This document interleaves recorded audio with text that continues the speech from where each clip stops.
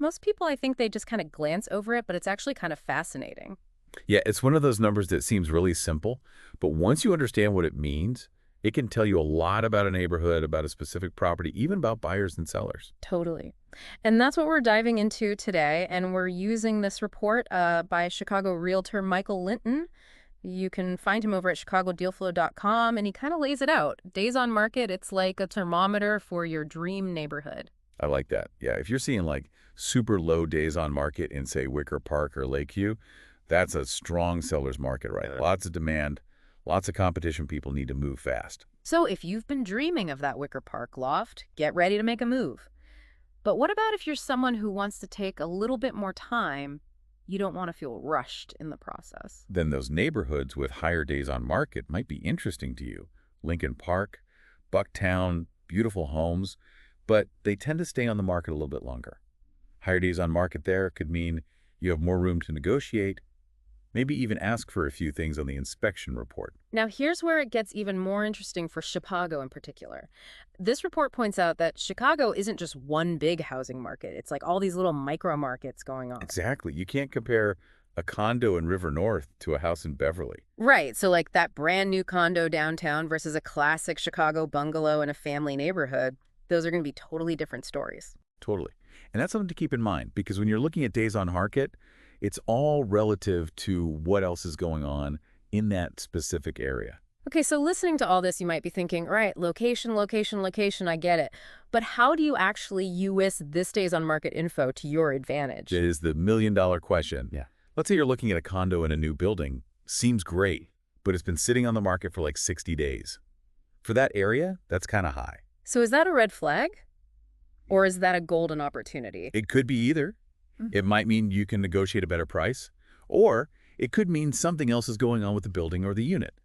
And that's where a good realtor who understands the neighborhood, that's invaluable. This is what I love about real estate. It's like a puzzle. Speaking of puzzles, this report had a whole section about price and days on market. And I gotta say, some of it really surprised me. Like you'd think higher price means longer wait to find a buyer, right? But this report says, not so fast. Right. You know those luxurious condos in the Gold Coast? High-rises overlooking the lake, all the fancy amenities? They often take longer to sell than, say, a nice bungalow in Portage Park. So Gold Coast condo versus Portage Park bungalow, totally different days on market stories. What's the reason? Well, fewer people can afford those luxury units, right? Uh-huh. So that shrinks the pool of potential buyers. But here's where it gets interesting. It can also mean the sellers are a little more, motivated. Maybe they're moving for work. Maybe something else is going on, and they need to sell fast. So it's almost like you get a peek into their mindset a little bit. So for our listeners, think about this. Would you rather be in a really hot market where you have to be super decisive and jump on things quickly? Or would you rather be in a slower market where you maybe have more room to negotiate, but there might not be as many options to choose from? That's really the heart of it, figuring out what's more important to you. Mm-hmm. And that's where this report gets super useful. It actually gives you strategies to use for both buyers and sellers, all based on days on market. Okay, let's hear these strategies. So if you're a buyer and you're looking in those hot neighborhoods where things move fast, you got to be ready. Get pre-approved for your mortgage, know your budget, and when you find a place you love, be prepared to make a strong offer right away. So no dragging your feet in those competitive markets. But what about those neighborhoods where days on market are a little higher? Does that mean things are more relaxed over there? Definitely can be. Buyers might have more time to think about it, do their research, maybe even ask for a few things from the seller. I had a buyer a while back, got a great place in Bucktown because it had been sitting on the market for a bit. Turned out the sellers were moving out of state and needed to close quickly. I love those real life examples. Makes it so much more real than just talking about numbers. Now let's talk about the sellers out there. How do they make days on market work for them? It's all about realistic expectations. See what similar homes in your area are selling for and how long it's taking. That's your starting point. Don't just trust your gut or what your neighbor says, right? Look at the data. Exactly. And don't underestimate how important presentation is. Good photos. Maybe even staging your place can make a huge difference. Can even mean your place sells faster. We've covered so much ground. But before we wrap up our days on market deep dive, the report mentioned this thing called cumulative days on market. And honestly, I've always been a little fuzzy on what that really means. Help us out here. What's the deal with cumulative days on market? It sounds like, I don't know, one of those real estate tricks or something. It kind of is. Most people see days on market and think that's the whole story, right? But what if a place was listed for a while, didn't sell, so they took it off the market, maybe fixed it up, and put it back on? Oh, so then the days on market goes back to zero. Exactly. That's where cumulative days on market comes in. It's like the total time a property's been up for sale, even if it's been listed and unlisted a few times. Okay, so a house could say it's only been listed for like a week, but its cumulative days on market could be way higher, like months even. Exactly. And that tells you something else is going on, right? Right. Maybe the price is too high.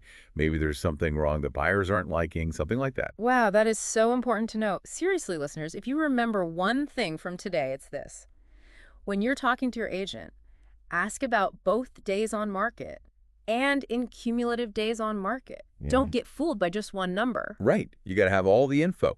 And here's the thing, the report we talked about, it focuses on whole neighborhoods, right? But I think it gets even more interesting when you start looking at days on market within a single neighborhood. Wait, hold on. My mind's already blown. Are you serious? Give me an example. So think about it, a neighborhood with condos, townhouses, single-family homes, all mixed together. Those newer condos, especially if they've got all the upgrades, might sell faster than a charming older house. So even within one neighborhood, you could see totally different days on market depending on the type of home. Totally. Or imagine this, a brand new condo building versus a beautiful vintage building. Same neighborhood, totally different days on market stories probably. Okay, this is amazing. So do we all need to become like real estate data analysts now? How do we use all this days on market stuff? Uh-huh. No need to get overwhelmed. It's more about just paying attention. Look at the numbers, but talk to your realtor too. Ask questions, and don't be afraid to think a little deeper about what those numbers really mean. I love that. We're all days on market detectives now. So to wrap things up, remember, days on market isn't just a random number, it's a clue.